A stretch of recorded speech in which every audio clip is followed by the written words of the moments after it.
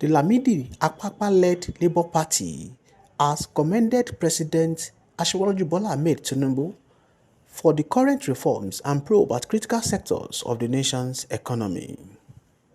Apampa made this known at a news conference in Abeokuta, the Ogun State capital, saying that the reforms, if strictly adhered to by the new government, is capable of returning Nigeria back on the path of socio-economic and political growth and development.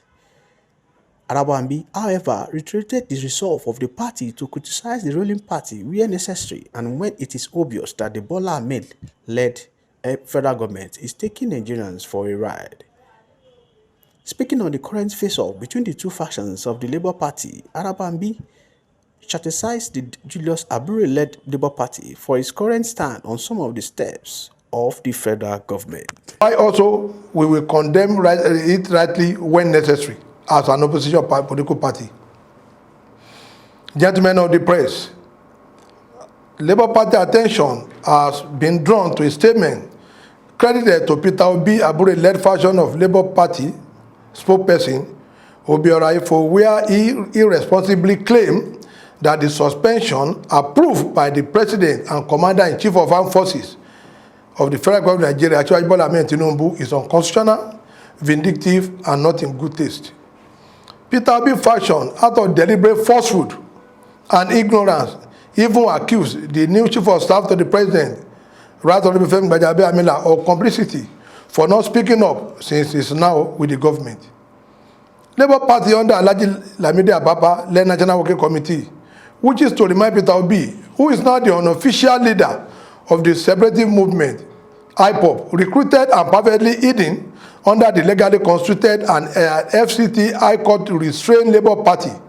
that it is an unpardonable sin for him to assume the role of the President of the Federal Government of Nigeria when in fact no such power has been conferred on him. May we remind him that the President has the power to suspend any erring or corrupt appointee of the federal government without seeking the approval of the National Assembly. Also laughable are the insinuation and criminal call on the President to investigate and narrate the chairman of the Independent National Electoral Commission, Professor Mahmood, over an unconfirmed allegation of rigging that has not been decided by the Presidential Election Petition Tribunal sitting in Abuja,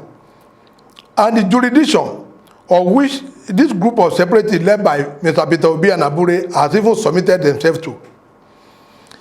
It is therefore pertinent to note that those who are conversant with the history of war and who have studied about war will not find it difficult to conclude that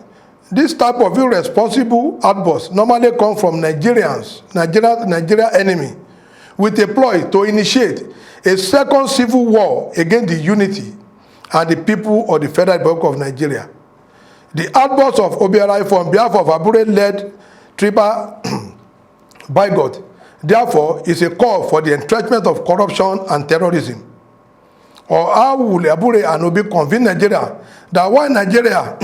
are in the quagmire of scarcity of cash,